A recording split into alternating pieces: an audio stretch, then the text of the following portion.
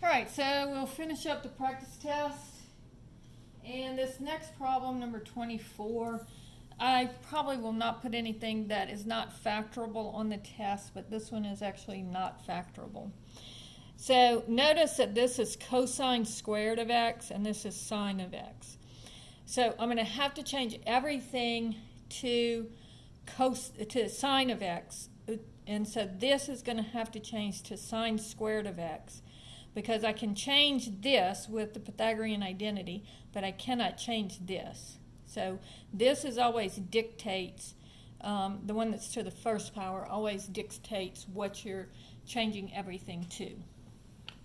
All right, so cosine squared of x is equal to, with the Pythagorean identity, sine squared of x. And I'm sorry, I copied the problem down wrong. This should be a 9. 9 sine of x, right? And so now, because I have a sine squared of x, it's a quadratic function, and so I want to get everything over to one side and make it 0. So it's best if I make this a positive number, and so I'm going to bring everything over here to the right. So when it changes sides, it changes signs. So I'm adding sine squared of x. The 9 sine of x stays where it is, and then the 1 changes signs. Now, if I try to factor this, this would be 1 times negative 1 would be negative 1, and there's no way that you can get negative 9 out of that. So this is a quadratic formula problem. So here, a is equal to 1, b is equal to negative 9, and c is equal to negative 1. So if you remember, the quadratic formula is minus b plus or minus the square root of b squared minus 4ac all over 2a. And so the opposite of negative 9 would be 9 plus or minus. Now be careful here, because this negative 9, the negative and the 9 are squared. So you have to put that in parentheses. Minus 4 times 1 times negative 1 all over 2 times 1. So that becomes 9 plus or minus. So I'm going to go open parentheses, negative 9, close parentheses, squared. So this will always be a positive number. If it's a negative, then it means that you didn't square the negative. And then it'll be minus 4 times 1 times negative 1 equals 85 over 2. All right, so I'm going to go ahead and just get a decimal approximation of those numbers. So I'm going to do square root of 85 plus 9 equals, and then divided by 2 if I do the plus one. So I'll have 9.110 rounded to 3 decimal places, and then I'll do 9 minus 85 square root equals, and then divided by 2 equals negative 0.110 if I round it to 3 decimal places. So what this would say would be the sine of x, because that's what's being squared here, the sine of x is equal to 9.110, or the sine of x is equal to negative 0.110. All right? Now, if I do the inverse sine on this one,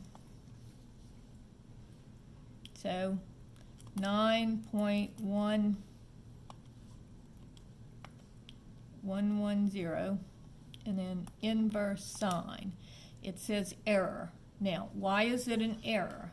Because remember, the sign goes between 1 and negative 1.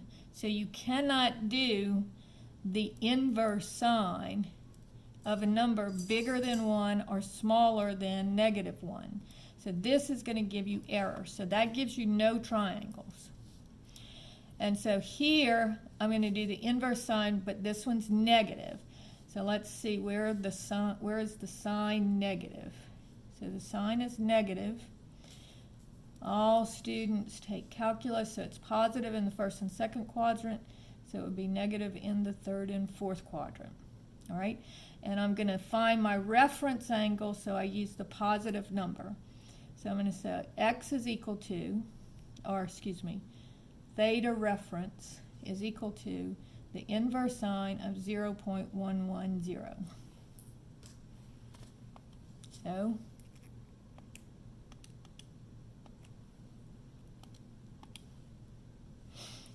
So this would be 0.110. Well, that's weird. All right. And so this is pi, this is 2 pi. So on this one, I'm going to pi, and then I'm going an additional, in the positive direction, 110. So this would be pi plus 0.110.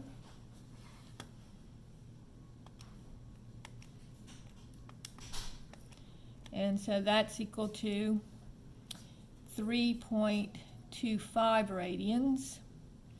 And this one would be equal to 2 pi, and notice that this one is going in the negative angle direction, so it'll be minus 0.110. So this will be 2 times pi minus 0.110 equals 6.173. And so those would be your two answers for problem number 24. All right, 25 says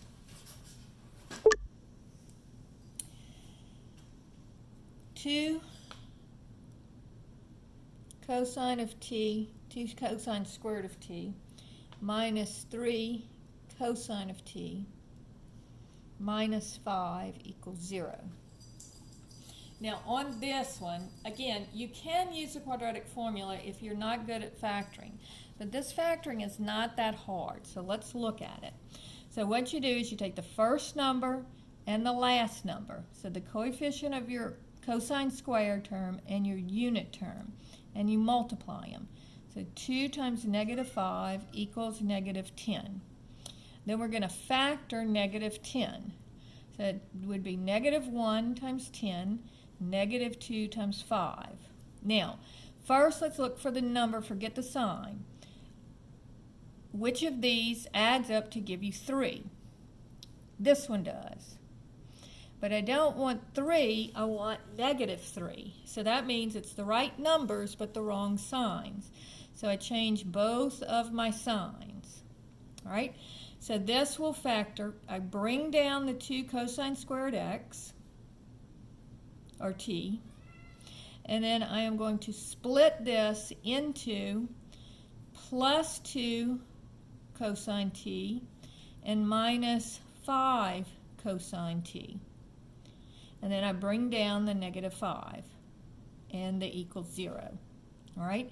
So notice that 2 minus 2 cosine t minus 5 cosine t, if I were combining like terms, that would give me negative 3 cosine t. That's what I wanted, all right? So it just splits it up into 2 different terms. Now, when you do that, I now have 4 terms. So now I'm going to factor by grouping. So this term has a 2 in it. They both have 2, and they both have cosine of t. So I'm going to take out a 2 cosine of t. And then I'm left with 2 into 2 goes 1. Cosine of t goes into cosine squared of t. This one cancels with one of that one, so I have 1 left. And then plus 2 into 2 goes 1. Cosine of t into cosine of t goes 1. So this is 1. Now, if this is negative, you're going to take out a negative. So they both have a 5. So I'm going to take out negative 5. So negative 5 and a negative 5 cosine of t gives you just cosine of t. And then negative 5 and a negative 5 gives you plus 1. Now look at these two. See how this and this are exactly the same? And that's what it has to be. And so you're going to have, you've got a common factor now in those two terms of cosine of t plus 1. And then I'm left with 2 cosine of t minus 5. So if I get rid of this and get rid of this, what do I have left? 2 cosine of t and then minus 5 equals 0.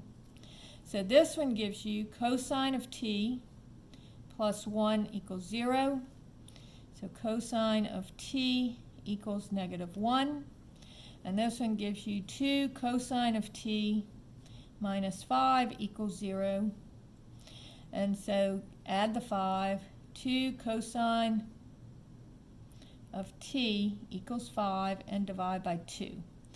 So this gives you cosine of t equals 5/2. So that's bigger than 1, so this is impossible. If I punch that in my calculator, it's going to say error. All right? Now this one, it's, remember, anytime cosine or sine is equal to 1 or 0, it's going to be one of the points on my axis. And so here I want the x-coordinate to be negative 1, so that's this point here, negative 1, 0. And so my answer is t is equal to pi. And that is the only answer you have for this problem.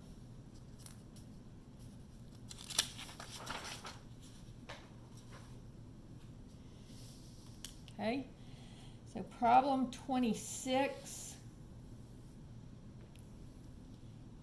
is very similar.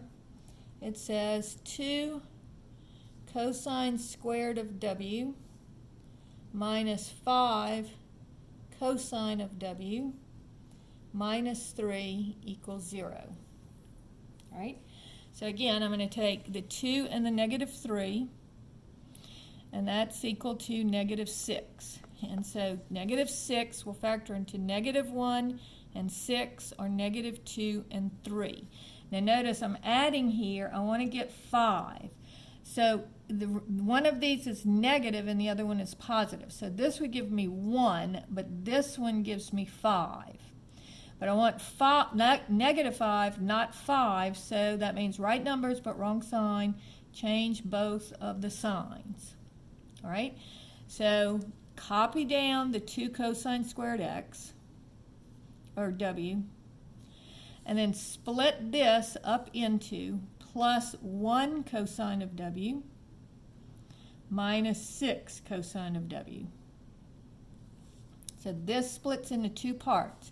And again, if I added these and combined to my like terms, I would get negative 5 cosine of w. And then this, bring down the minus 3 and equals 0. So now I've got 4 terms, so I solve by grouping. So take out a cosine of w on the first one, because see how both terms have cosine of w. And I'm left with a 2 and one of the cosines of w. And then here the cosine of w squared, cosine of w's cancel, and I get plus 1. Again, if this middle term is negative, take out a negative, and what goes into 6 and 3? 3 does. So I'm going to take out a negative 3. So dividing this by negative 3, I get negative into negative is positive. 3 into 6 goes 2 times. And then I have a cosine of w. And negative into negative is positive, and 3 goes into 3 1 time. So now I have 2 terms. What do they have in common? Well, look, these 2 things are identical. They have to be identical or you made a mistake. So you get 2 cosine of w plus 1, and then I'm taking those out. I'm dividing by those. And so in the first term, I'm left with cosine of w. And in the second term, I'm left with negative 3. All right? So this gives me cosine of w. 2 cosine of w plus 1 equals 0. And so 2 cosine of w equals negative 1, subtracting the 1, and then divide by 2. Cosine of w equals negative 1/2. And then this one would be cosine of w minus 3 equals 0, so add the 3. Cosine of w equals 3. And again, the sine and the cosine cannot be bigger than 1. So this one is not going to give us any answers, and if you punched it in on your calculator, it would not work. Now this is one of the triangles we know, because the opposite is 1 and the hypotenuse is 2. And so that's the 30, 60, 90 triangle. So I'll have 1, 2, square root of 3, and this would be the 30-degree angle, or pi over 6, right? So I want my cosine to be negative, and this is my reference angle. So remember, when you're doing your reference angle, all you're doing is you're leaving off the negative to see what is this little angle that's between 0 and pi over 2. And so now, looking at my 4 quadrants, all students take calculus. The cosine is positive in the first and the fourth quadrant, so it would be negative in the second and third quadrants. And this is going to be pi over 6, and this will also be pi over 6. Here's pi. So on this one, I'm going backwards pi over 6, so this will be pi minus pi over 6. And this one, I'm going forward pi over 6. So this would be pi plus pi over 6. All right? So on this one, numerator and denominator needs to be 6. So 6 pi over 6 minus pi over 6 would give me 5 pi over 6. And then this one also needs to be 6. So 6 pi over 6 plus pi over 6 gives me 7 pi over 6. And so that's the answer to 26. All right, 27 says,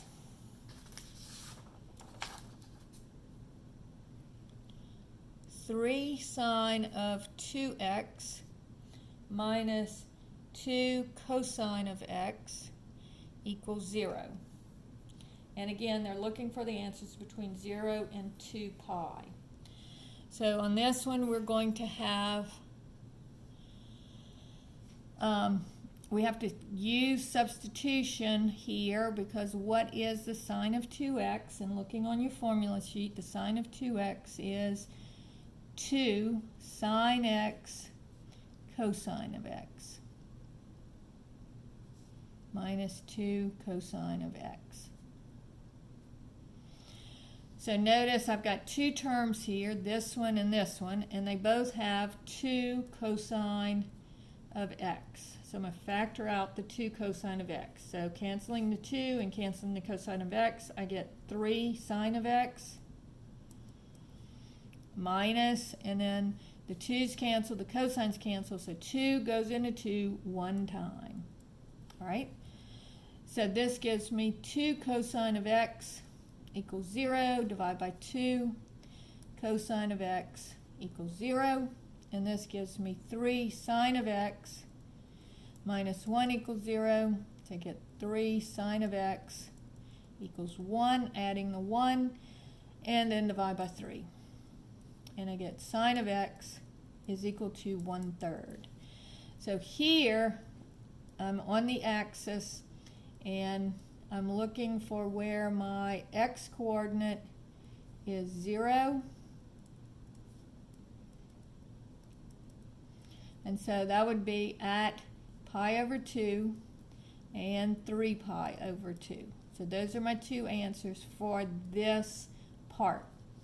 Then this part, this is not a triangle, I know, so I'm going to have to do the inverse sign. So theta reference is going to be equal to the inverse sine of 1/3. So 1 divided by 3, and then inverse sine, 0.340. So where is my sign positive? Well, all students take calculus, and so my sign is positive in the first and second quadrant. So this would be 0.340, 0.340. And so in the first quadrant, it's that answer, 0.340. And in the second quadrant, here's pi, and I'm going backwards, 0.340. So it'll be pi minus 0.340. So pi minus 0.340 equals 2.802, if I round it off. So here are my four answers. Here, here, here, and here. That's 27. All right. I'm going to do 28 on another video because I'm about to run out of time.